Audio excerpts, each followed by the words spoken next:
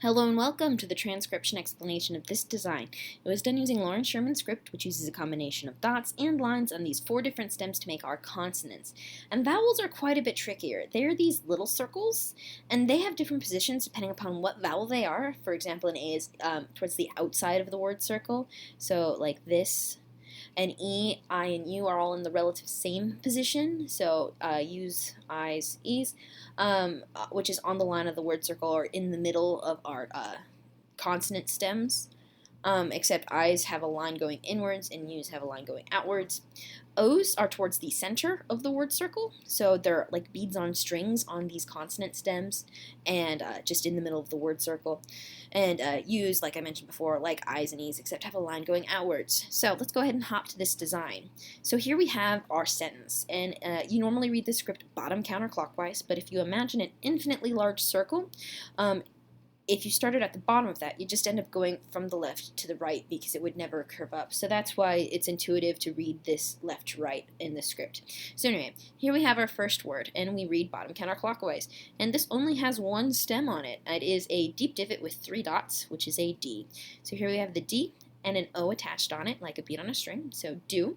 And then we have this word here, bottom of the word circle, is a deep divot with 1 line, so that would be a G. And then we have 2 little O's hanging out in here, G-O-O, and then we have another D, 1, 2, 3 dots. So it doesn't matter where you put the dots, as long as they're closest to that stem, it works out. And then we have our next word, bottom of the word circle. Here's the first stem we hit. It is a deep divot with 3 lines. This curvy line, curvy line, curvy line. So that would be an F, and then another O, just like these O's. And here we have something stylistic. Because I wanted to make this design compact and small to fit on a small arm, I overlapped when I could. So this shallow divot overlaps directly with this word circle, but it is just a shallow divot taken out of this word here. So this shallow divot has 1, 2, 3 dots on it, making it an R. So this is the word for. And then we have this word, bottom of the word circle. Here we have our first letter. And we have 1, 2 lines. And it's okay that the lines make a circle. You can tell that they're lines because, well, they end on this stem. There would be no vowel that had, or consonant where the lines actually ended on a stem. So these guys are just the lines on this H, because H's have 2 lines. And then we have a U with a line going outwards, just like these guys. Oh, and lines, they can curve, it doesn't matter, as long as they're going in the right direction starting from the vowel. They work for I's and U's, and lines can go any direction on these guys. So H, U, continuing around. Here we have a deep divot. Sorry, why did I say divot? Divot. This is a circle inside the word circle. So like this in this row. So like that. And on it, let's count up the lines that end on it, because lines only count if they actually stop on that letter stem. So this one stops on it. This passes through. This passes through. This passes through. This stops on it, and this stops on it, because they can stop outside or inside, it doesn't matter. But 1, 2, 3 actually stop on it, so that is an M.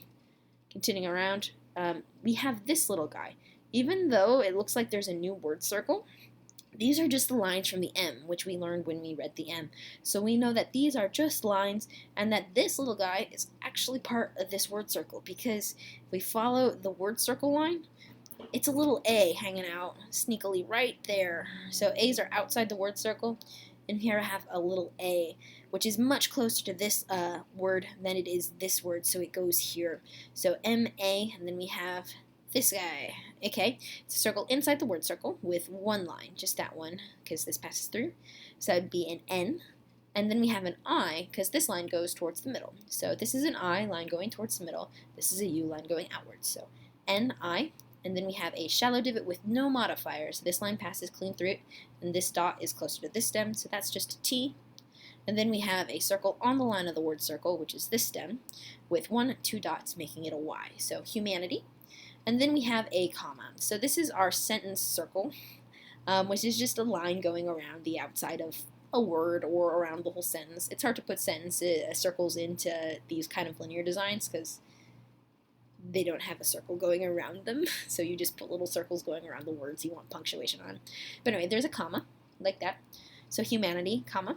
And then we have our next word, bottom of the word circle. Here we have an A outside the word circle.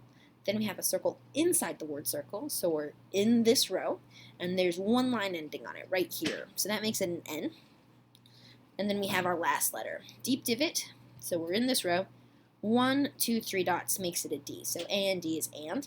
Then we have these two, and the order goes by, that left to right rule we established at the beginning. So here we have a deep divot with 1, 2, 3 lines on it, making it an F. Continuing around here, we have an O. And you'll notice how I erased the lines of the consonant stems inside my vowels. I guess here is the only spot I did it in this design. Well, and on the word circles. But I didn't here to show that this is definitely a little O and not a P, which would have 2 lines on it. Because this is a line. This is a line modifier because it is the line modifier on this F. So it was important to not make it look like that vowel had line modifiers. So anyway, that's why this one is sneaky behind it. I was really torn on whether I erase this line or I don't because they kind of make them look filled in like dots. But anyway, I went with the easier to read Gallifreyan choice here and make it look very obviously like an O. And then we have 1, 2, 3 dots on this overlapped R. So F-O-R, 4. And then we have our last word here. We have a little E on the line of the word circle, an A outside the word circle, an R because it's got 3 dots, just like this R and that R. And then we have a circle on the line of the word circle, which is a TH, so Earth. So a quick read through: do, good, for humanity, comma, and for Earth. I hope you like this design. I think it's really compact and also really sleek and should make a very nice small little arm tattoo. I'm quite proud of it, and I hope you like it too.